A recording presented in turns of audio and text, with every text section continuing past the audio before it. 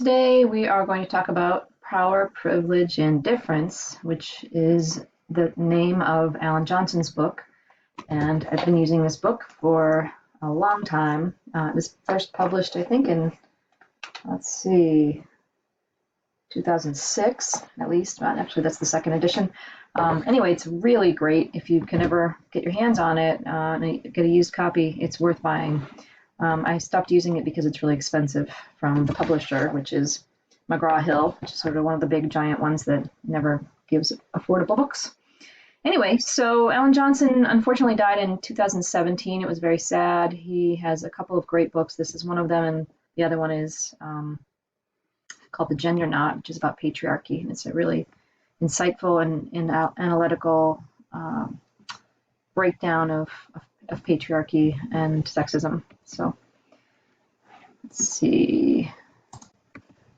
So the first quote is to think about is, as long as we participate in social systems, we don't get to choose whether to be involved in the consequences they produce. This is from Johnson's book. So what this means is that it's fundamental in sociology that we can't choose to live outside the influences of society. It just isn't possible unless you get sort of hatched out of a pod on a desert island by yourself, because from the moment you come out, you're socialized. There's really no way to assess whether someone is the way they are because of society or because they were born that way, because they're never not a part of society.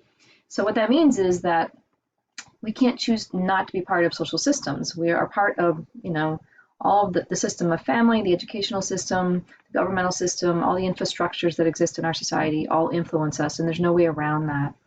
And that means that the social meanings that we give to identities are something that we can't escape either. So we are privileged by some identities and disadvantaged by others simply because we live in the society, not because we have something to do with that, our individual selves.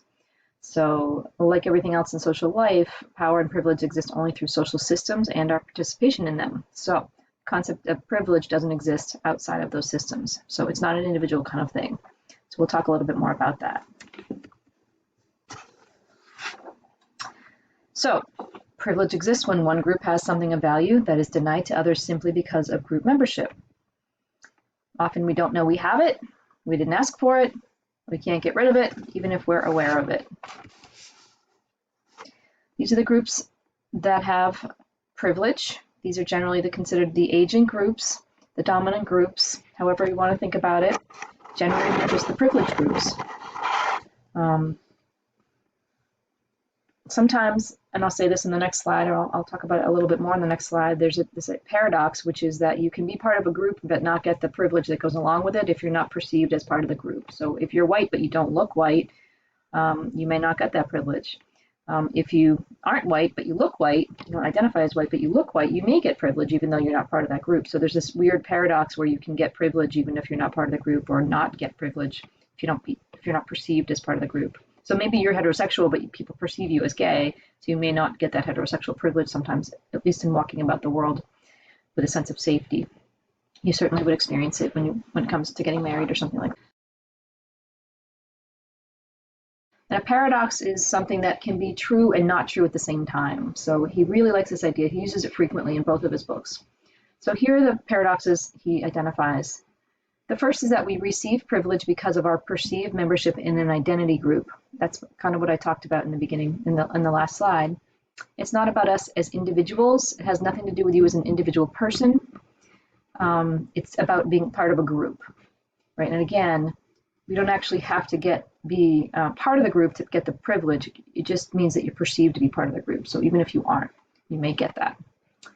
The third one is that you can be privileged without feeling privileged. So it doesn't mean that if you have privileged identities, maybe you fall into all those agent groups. It doesn't mean you're happy, which is the fourth one, and it doesn't mean your life is easy. So you have, partly because we don't notice the privileges we have for the most part, because we take them for granted because we've always had them, unless, again, some of our identities change and you may experience something where you had privilege and it's taken away, or you didn't have privilege and you suddenly have it, because you shift in your identities. That gives you a little bit more insight into the experience of privilege. But the idea that we can be privileged without feeling privilege is also applicable because we tend to look up rather than down. So we tend to look at the people who have more than us or have an easier time or better something than us rather than people who have less than us. So which explains why there's people like who live in, expensive areas like New York City who, are making $250,000 a year in income and think that they're middle class.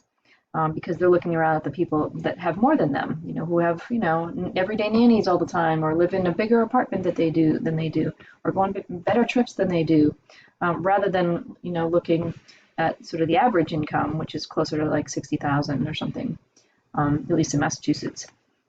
So let's see, that's it for the paradoxes. But again, it doesn't make us happy because of intersectionality, which we'll talk about in the next slide. You may have privilege for some identities and not the others, and so it doesn't mean your life is golden because you have some privileged identities. So we often hear this from white people who have white privilege, but then are also working class or lower middle class or poor, that really doesn't feel like they have white privilege because their life is very challenging because of class. But we have to think about intersectionality and know that we have some privileges for some identities and some maybe not so much for the other identities. So this is about intersectionality. Nothing is simple. Our identities are complex, and no two people will have exactly the same experience because they have the same identities. So you can have privilege for one identity, but it doesn't mean you don't have challenges for the other identity. So some examples here are like a Latino person or a Latinx person may experience both racism and male privilege. An upper class woman can have sexism and class privilege. So, experiencing sexism but also have class privilege. A white person with a disability can experience both white privilege but also ableism. And a trans man could experience both trans oppression but also get some male privilege coming their way if they're perceived as male. So we want to think about how these systems of privilege work, and Johnson points out that these systems of privilege are dominated by the privileged groups, they are identified with the privileged groups, and they are centered on the privileged groups. So let's look at what that means, because all of these support the idea that people in privileged groups deserve to be where they are, and that they are superior in some way.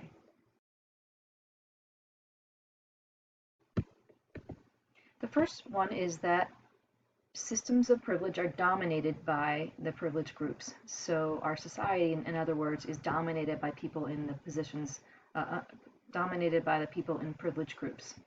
So if we look at the Congress, for instance, we look at any institution, we can see that primarily the people who make up those groups are members of dominant groups, like men, like heterosexual people, like middle and upper class people, like able-bodied people, those kinds of things.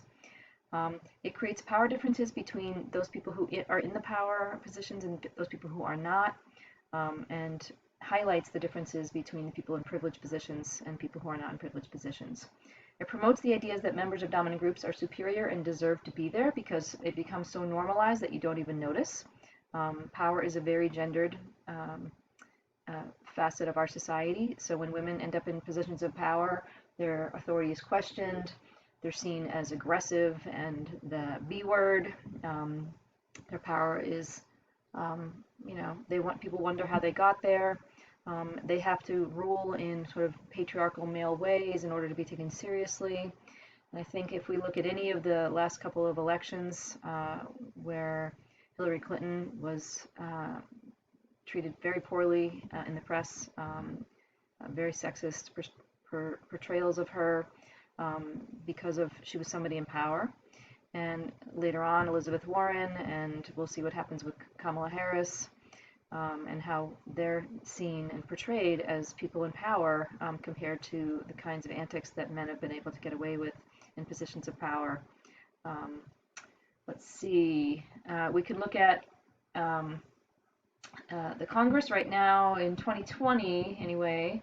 About 23.7% of Congress is held by women. In the Senate, it is about 26% is women. So very much dominated by men. In CEOs and those positions in sort of Fortune 500 companies, in 2018, there were only 24 CEOs on the list, and it's less than 5%. So basically, if we look at any institution, we can see that it's dominated by people in the privileged groups. And I've just talked a little bit about gender, but we could also probably look at ableism, people with able bodies and able minds versus people with disabilities. We could look at Christianity, we could look at heterosexuality, class, all those kinds of things. It's pretty easy to see it.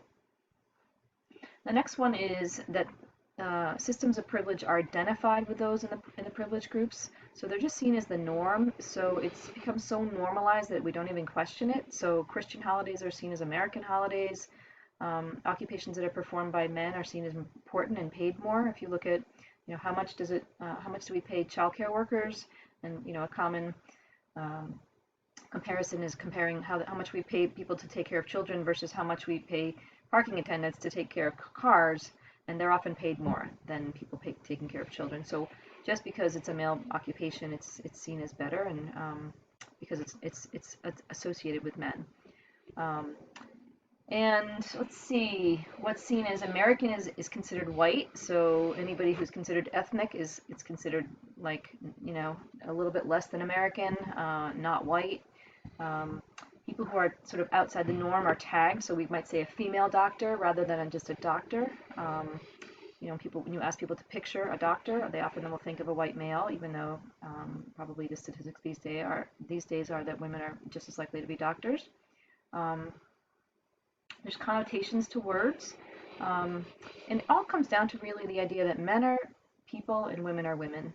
So think about that kind of statement. Men are men, men are people and women are women, right? So the standard is that men are people, like that's who people are, is they're men. And then women are women, right? They're the other kind of group, right?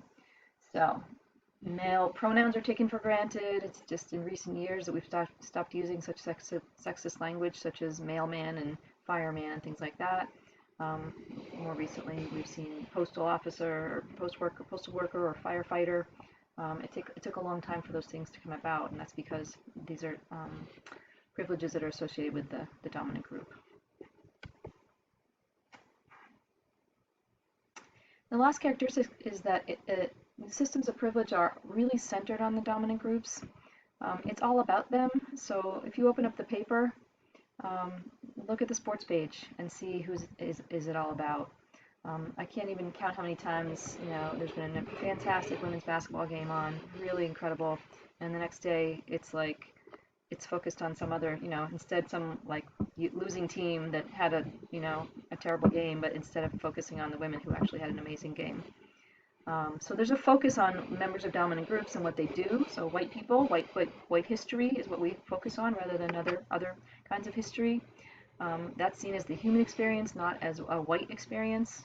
Again, white people are people and people of color are othered, right? And then our focus is all on them, right? So we're trained to think of the people in the dominant groups rather than ourselves. And you can look at the Hollywood film industry as well. Movies are movies unless they're about women, which means they're chick flicks, or about black people, which they're sort of a specialized movie rather than just a movie, right? So, and when we take attention away from the people in the dominant groups, there's often some kind of reaction, like, why don't we have a Take Our Boys to Work day? And why don't we have Straight Pride Day?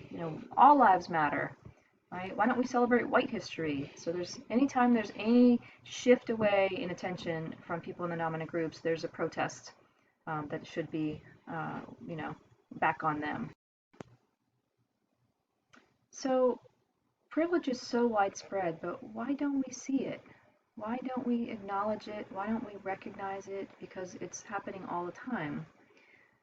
You might just say because people don't want to, or because they don't know it's happening, or because they think they deserve it. They think that there's no reason they shouldn't be privileged because they somehow, deserve it. So Johnson gives us a number of things to think about here, which are all listed here. I'll point out a couple of things. He gives us these really nice phrases, the luxury of obliviousness. And that's sort of that person there with the blindfold. It's really a luxury to be oblivious to the fact that you have privilege. So many of us have had the experience of going somewhere with somebody from a different group than us, if we're in a dominant group and they're in a different targeted group or subordinated group, and recognizing suddenly that they're being treated differently, Or sometimes it's just a conversation you're having with somebody who's from a different group, if you're in a privileged group and they're not, and finding out they had a very different experience than you did. And so there's an inclination, I think, for people in privileged groups to not really want to feel like they're getting something that someone isn't getting, right? Well, maybe you did something to make them treat you that way. Or maybe you weren't nice to them. Maybe, there's something else going on, because it's really uncomfortable to think that we may be getting something that someone else isn't getting. So that's a luxury, to feel oblivious to someone else's experience. So it's one of the things that Johnson offers us, that term. I think it's really great. People sometimes are just prejudiced and they think that they deserve something and other people don't deserve it, right? And it's just that simple. Another term that he offers us is this idea of the path of least resistance, and it's just easier to go along and get along. That's what he says, basically. It takes a lot of effort to be aware. It takes a lot of energy to sort of be conscious and wonder, am I being treated better than other people? Is something going on here? Hey, that person isn't being listened to, but I am, to try to shift the attention to them. That's all hard work. It's extra work for many of us. So sometimes we just want to be lazier and not have to work that hard, and so we take the path of least resistance. We just don't notice it. Just go along and get along. So there's a lack of awareness. It's hard to give up power. Sometimes we really like being treated well, right? It's really nice to have power. It's nice to be taken seriously. It's nice to, to get stuff, to get advantages. There's nothing wrong with getting advantages, it feels like, right? You're like, I like this. I like sitting in first class. I like getting to the front of the line, right? But there's no getting advantages like that without someone else being disadvantaged, and that's a really hard thing to think about. So it's hard to confront that, the guilt, the pain, the acknowledgement that our benefit is disadvantaging someone else. So that's tough. So those are some things to think about. I think there's one more slide. Is that right? Yeah, there's one more. I can't get to it yet. Let's see. So what do we need to do? This is the hopeful part. Recognize it, name it, be aware. I think that this has changed a lot in the last couple of years. I've seen people be much more conscious and aware, specifically about white privilege, some about male privilege. I'm not sure I've heard as many people talking about Christian privilege or heterosexual privilege or ableism and the advantages by being able-bodied, or even age. So these are things we can continue to think about. Think about the policies and practices where you work or where your organizations you're involved in. Do they make room for everybody's voice and make sure everybody's listened to? Or are some voices privileged over others? Right? Are there sort of unintended policies or practices that actually disadvantage people from particular groups without maybe being explicit about it? Try to be proactive rather than reactive. Kind of be consciously looking around on a regular basis rather than being taken off guard by your privilege. Try to act from your own understanding, frame the problem, see what you're seeing and name it. Try not to take things personally. Again, we get privileges whether we like it or not. It's not like something we're asking for. It's not something we've, earned. They're just bestowed upon us because we're part of a privileged group, right? So feeling guilty because you're getting something doesn't really help us. Thinking about what you can do about it does. So I'll leave you with that.